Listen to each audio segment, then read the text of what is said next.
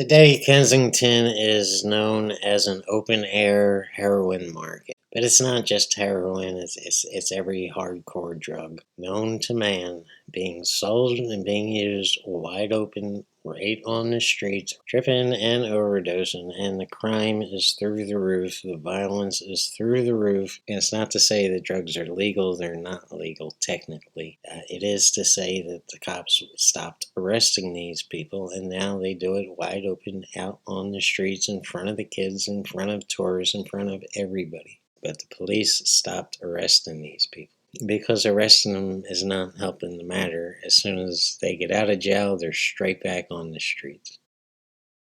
And with the drugs, naturally comes a whole lot of crime and a whole lot of violence. And it's also not to say that there hasn't been people trying to stop it and people trying to help and people trying to do something to help both the drug addicts and the community. But they failed. And they not only failed, they failed miserably. Now what makes Kensington different than, any skid row across the United States of America is that all this is happening inside a functioning community. While businesses are open, while children are going to school, while traffic is passing through, it's all just completely wide out in New York.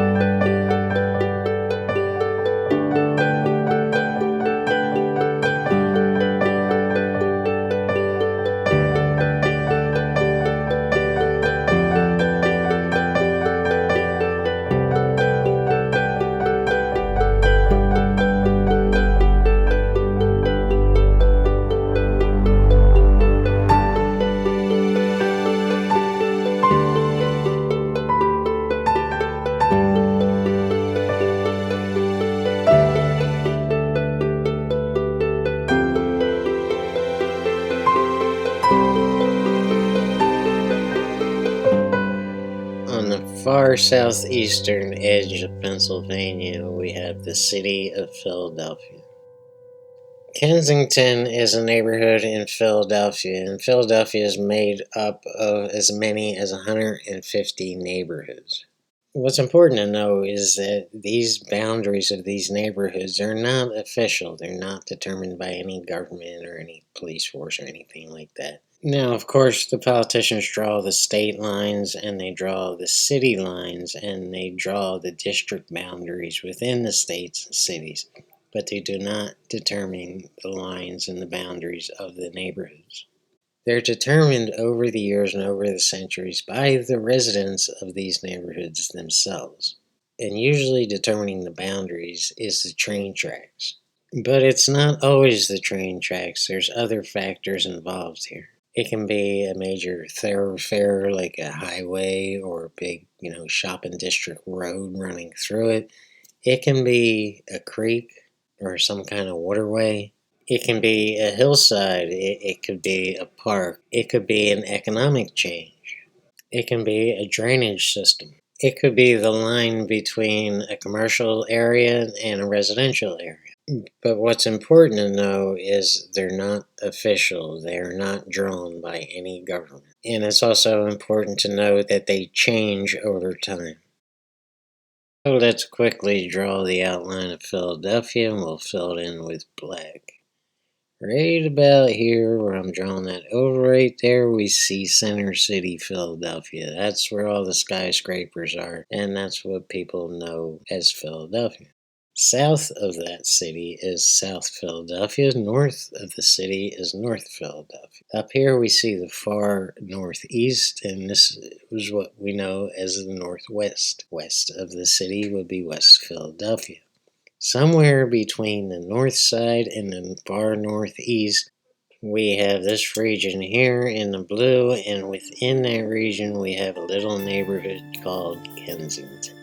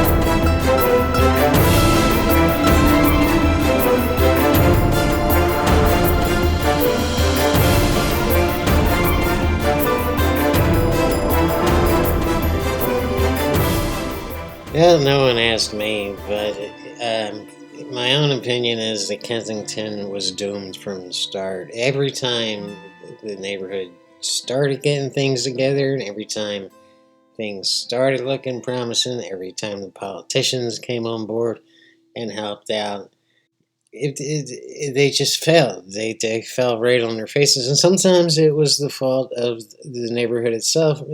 Other times it was just fate. It was just bad luck. It's like the neighborhood that was meant to live in hell. No matter how hard somebody tried, no matter how great things were going, there was always doom around the corner. Kensington is just one of those places that was just born to lose. Philadelphia, Pennsylvania has a dividing line between Pennsylvania and New Jersey, and it sits right there on the border. And this is why there's no East Philadelphia. To the east of Center City would be the Great Delaware River, and to the east of that would be the southern part of New Jersey. Now you have to remember that Philadelphia was founded in 1682. That is a long, long time ago. And it was incorporated in 1701.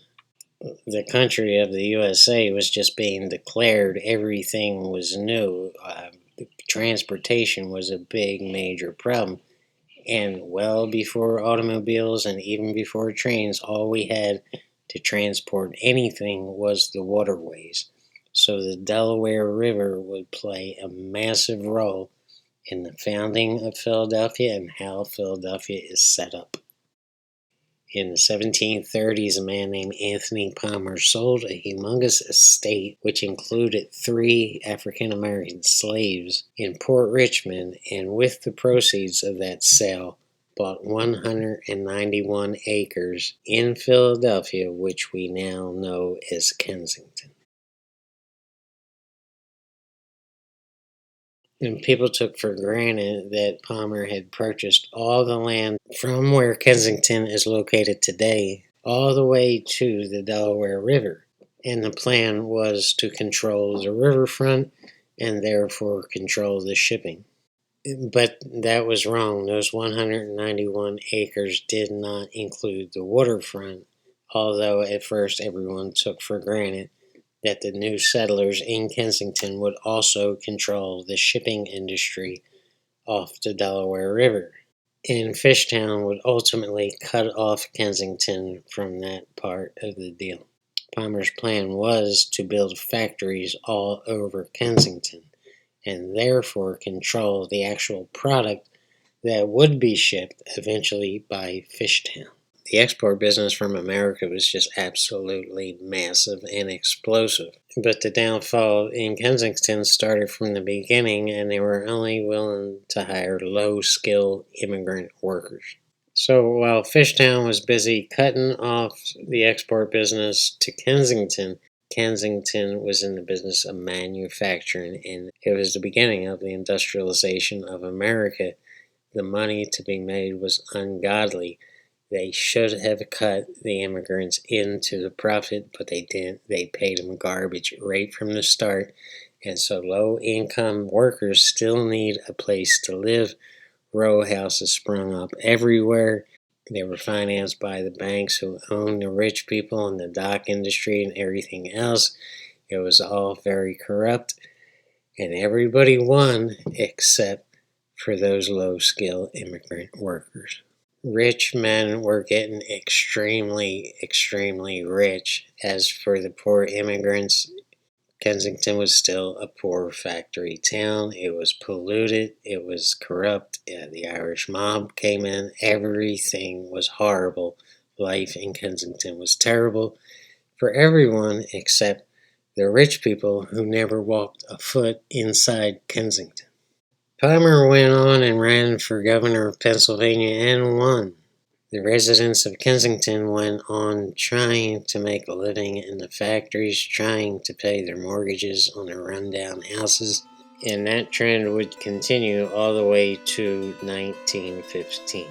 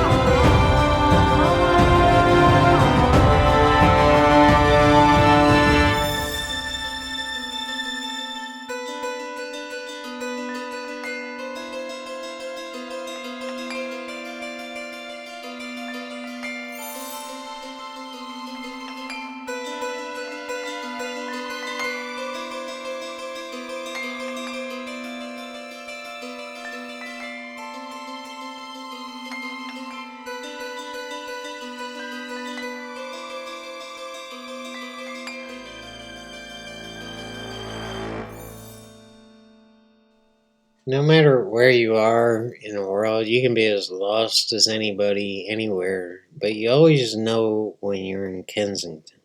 There's a certain doom in this neighborhood that does not exist in other places. And it's not just the sights, and it's not just the sounds, it's a feeling one gets when they're in Kensington. They just feel doom. And I believe it all goes back to how the neighborhood was founded, and the fact that the people who controlled the neighborhood were taking advantage of people who were desperate, of people who didn't even know how to speak English, of people who just wanted some kind of labor, some kind of work, and would do anything to make $1 so they could pay for their roach-infested, rat-infested house. But it goes further than that. It goes to the fact that the people who first resided there knew that they were being taken advantage of by very wealthy people, and they were nothing but low-paid slaves for their profit. I believe that's the doom and despair that exists in this town, and it's like a haze, and it doesn't leave, and you always feel it until the minute you get the hell out of there.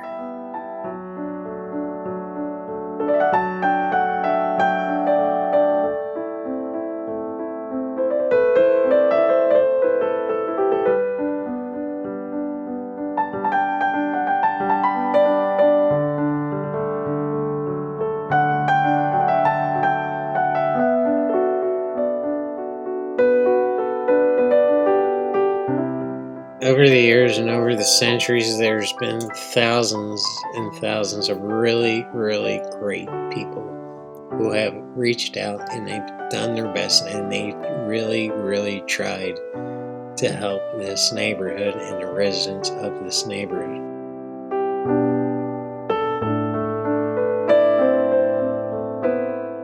One of the greatest attempts to rescue this neighborhood came in 1915. And between 1910 and 1915, Philadelphia was in the planning stages of this extension.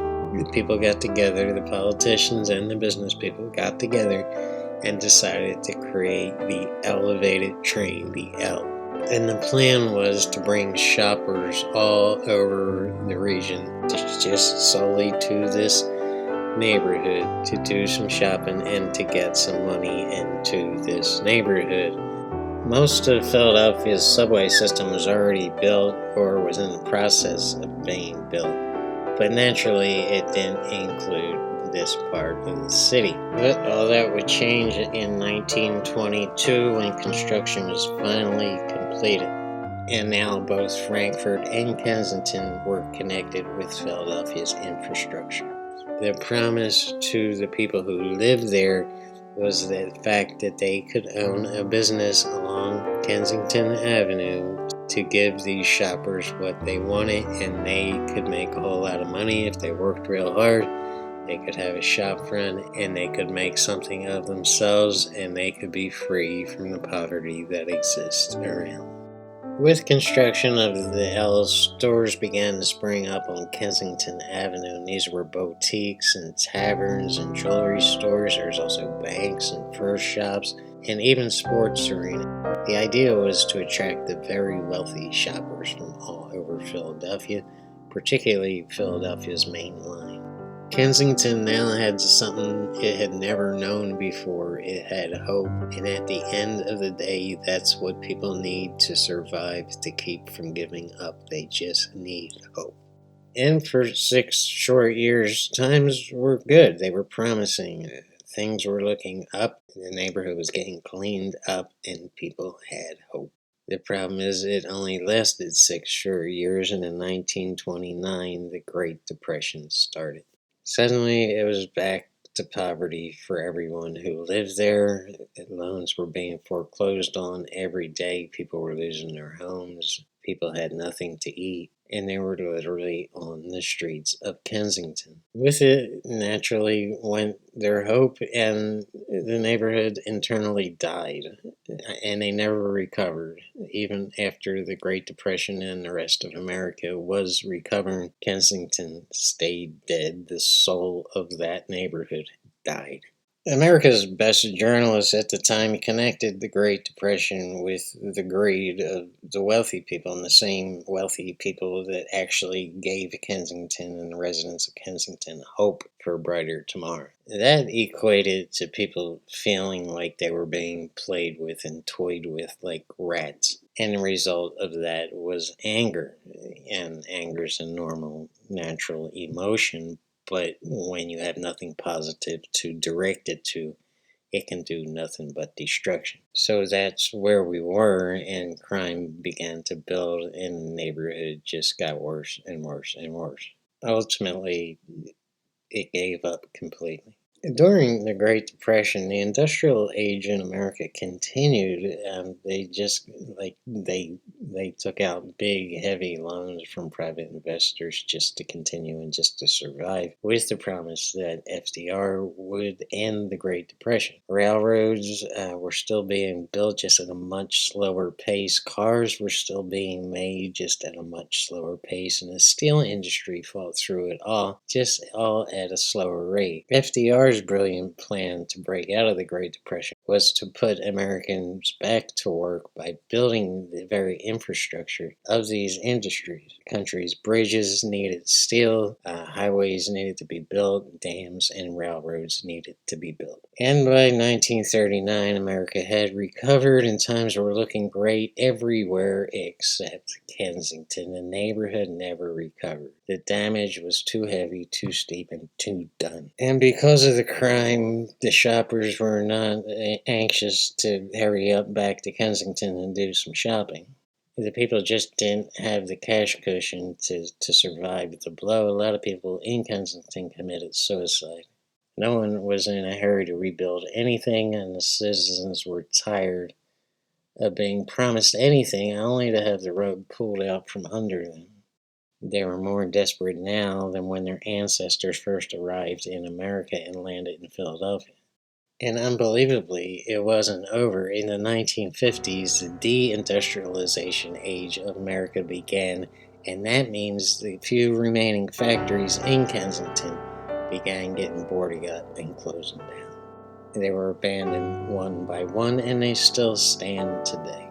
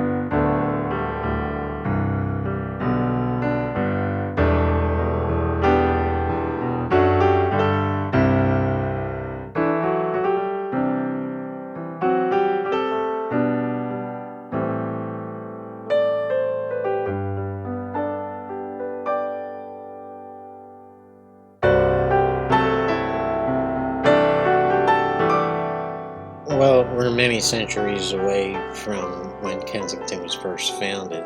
The anger, the hate, the despair, everything that the first immigrants went through remains today. They passed it on to their children, and those children passed it on to their children, and on and on and on. The lessons to be learned would never trust the government, do not trust rich people.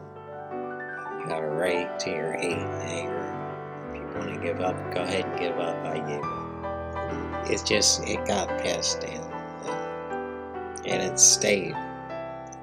And, how many times can you get back up after you've been hit? And the town, the neighborhood has been hit so hard, so many times, that, eventually you just give up. And then that concession gets passed down through the generations. And that's where we are today. But there was one last hope for Kensington, and that came in 2017. But at that point, they already knew the whole story. They understood, not to participate in false hopes.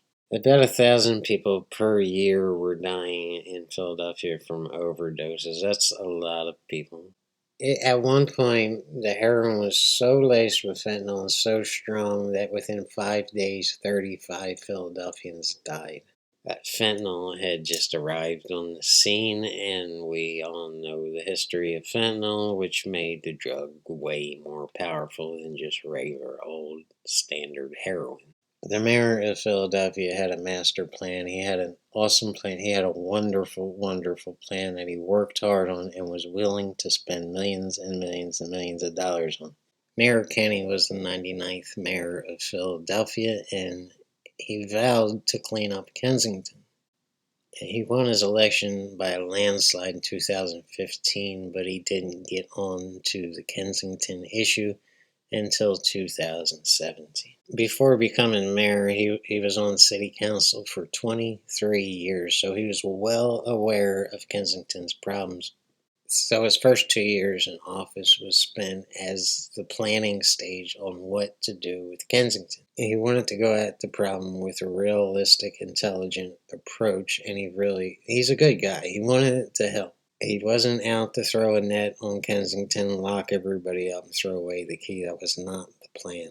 But in 2017, the complaints, not of the actual drug addicts themselves, but of the odor coming from a place called the Gulch. And the Gulch is basically just a big, wide ditch. It's right off Kensington Avenue, and it was cut by Conrail trains, and it's just like, you often see this on the West Coast as used as drainage. It's just two hillsides that go down into a valley.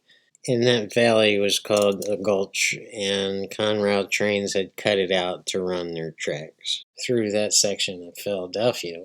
Well, the tracks in that part of the city were abandoned, and nobody was doing any maintenance on the tracks at all. So because of the greenery and because of the bridges going over the gulch, it created a haven, a safe place for homeless people and drug addicts to kind of hide away and to hide in the trees and under the bridges and do what they do. Kenny's first order of business was to secure this gulch and cut it off from all pedestrian traffic. Mayor Kenny knew that this wasn't going to be an easy fix. It was going to take a lot of years and a whole hell of a lot of money. And he'd say every day, that's no excuse, this needs to be done. So, it wasn't just a one-step plan, fix the gulch and walk away. Kenny had medical professionals on site. He had people ready to volunteer their time. He had doctors, he had nurses, he had lawyers. He had everything prepared to get these addicts help. And he even had Johnson & Johnson on board, ready to volunteer, ready to donate, ready to do whatever Johnson & Johnson could do to get this thing under control. What happened was, it was like putting a foot on a rat's nest. Excuse the analogy there, but they scattered like rats throughout the shopping districts of Kensington. And they had nowhere else to go. That's where they went.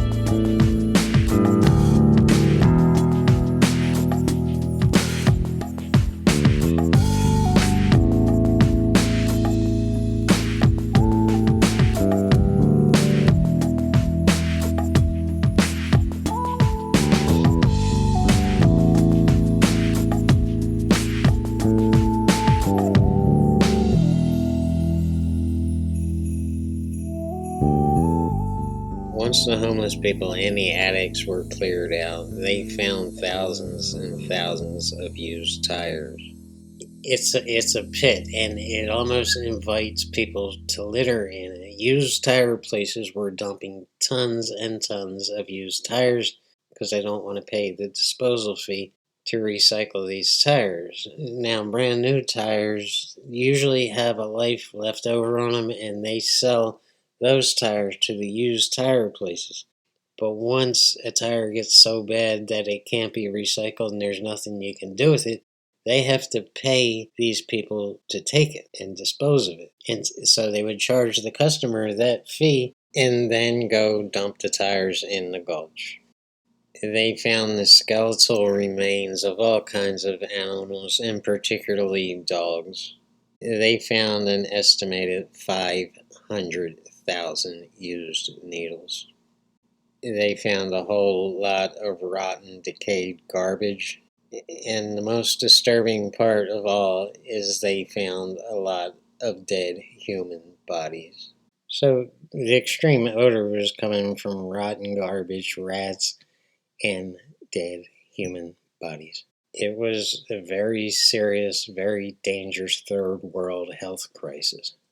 For years and years, the Philadelphia Police Department refused to go down in that gulch, and because of their own health risks, there was just too many needles. There were too many dangerous, criminals living down there. They didn't think they'd ever come out of there, and if they did come out of there, there was a good chance they were going to step on a needle, and they could get infected with HIV and all kinds of stuff.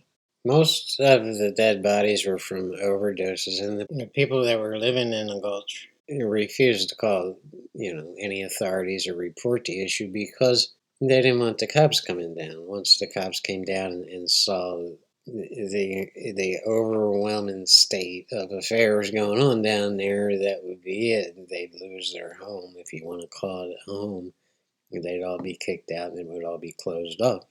Once the addicts themselves were out and during the cleanup, they put up that prison-grade fencing around the gulch, and it assured that nobody would be going back in anytime soon. And when that was done, some of the high-ranking politicians and local police visited the area. So the pictures that you're seeing are from the Philadelphia Inquirer covering this event. Just getting the gulch cleaned up was going to cost the city between $3 and $5 million. And there is now talk of putting up surveillance cameras so the police back at the station could keep an eye on what's going on. All these pictures of all these white bread politicians and do-gooders are actually kind of amusing to me. They've never seen anything like this in their lives, and they probably never will again. But they stepped into this world that most of them didn't even know existed, or knew it existed and kind of underplayed it for years and years and years. But what they walked into is a hell. It's a hell on earth. There's no better example of people living like wild animals than this. Narcan boxes were posted on trees in parks, and no one ever used them. Narcan is a legal drug that reverses the effects of an overdose. A needle exchange program was put into place, and this is you bring a used needle in and they give you a new needle, and this apparently is supposed to reduce infections, AIDS spread, and just infections from contamination and people sharing the same needle. Community groups were organized, litter pickup groups were organized. Nothing was putting a dent in any of it. It just was not enough. And a snowball effect happened.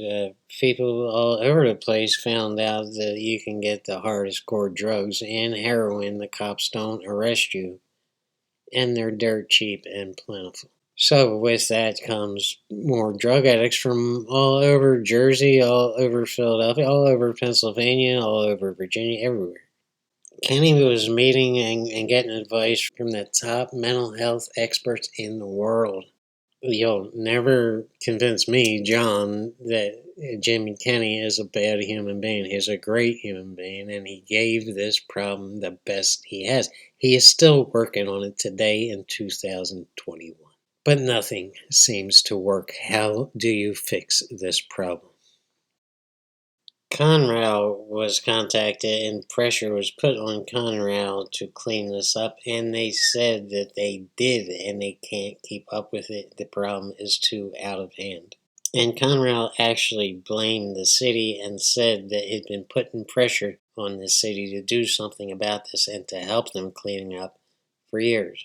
Whether that's true or not is yet to be seen. I don't know.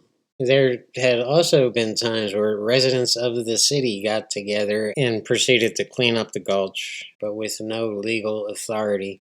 What could they do? And people will often say, you can clean up these parks, you can clean up the sidewalk, you can clean up the gulch, you can clean up anything you want, and the following day it's going to be trashed, just like it was today. A lot of talk was being done and a lot of meetings, a lot of people getting together, coming up with solutions on what to do with this gulch.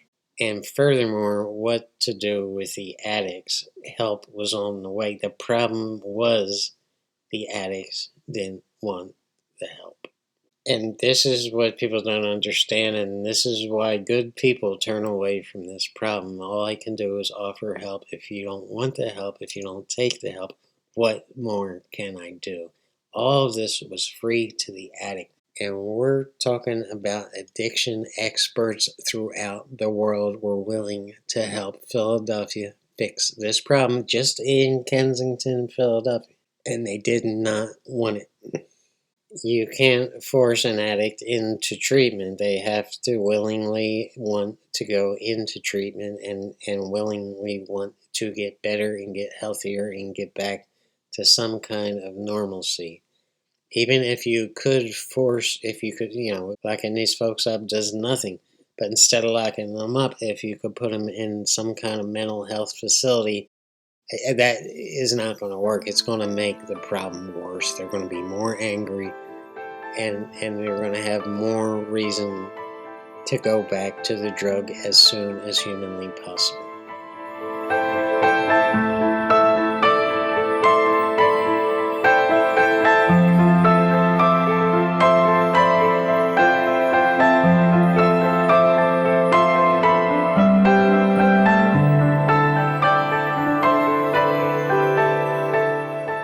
At the end of 2017, the overdose mortality rate skyrocketed to 1,200 Philadelphia citizens. Mayor Kenny was seeing the situation in a whole new light, and he declared a state of emergency, which allowed him to pass some executive orders in Philadelphia.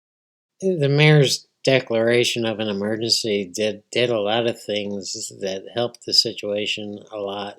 The biggest thing was that it allowed the city officials to work together to solve this or try to solve this problem. And that had not been done before. The emergency groups from the Office of Health and Human Services began working with the Criminal Justice Department, the Public Safety Department, the Office of Homeless Services, the Community Life Improvement Group, the Department of Public Health, the Office of Behavioral Health and Intellectual Disability Services. All of these folks began working together to find a solution to this problem. It also allowed him to create the Opioid Epidemic Task Force throughout Philadelphia, who addressed this issue from all angles, including the child abuse epidemic in Philadelphia, and particularly in low-income regions of Philadelphia. I think the downfall of it was they forgot the experts on this crisis, and the expert is the addict himself or herself. And that's a shame. And if I was involved in any way, that's what I would address. So all city boards and commissions are required to cooperate with an emergency response group and provide data that, that's not just numbers on a sheet of paper. It's ways to track this issue and to see if what they're doing is actually making any kind of difference. And it's all a bureaucratic nightmare, but it's something. It's a lot more than other cities and other mayors have done. You might not agree with the results. You might get pissed off about it, but it's something. They are trying, and most of them are white bread, rich, American, but they're doing something, and that has to be addressed and applauded.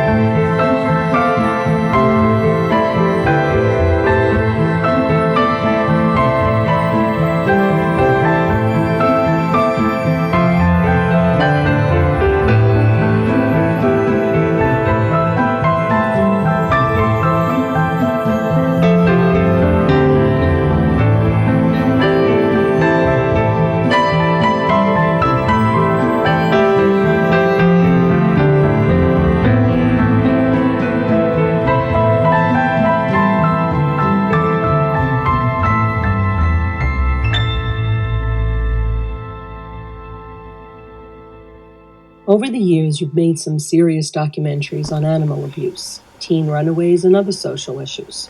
None, though, is more powerful than this one. Well, you don't do all this by yourself. I had a lot. I had a ton of help, and I guess now would be the time to thank these people and all the YouTube creators. What can I say?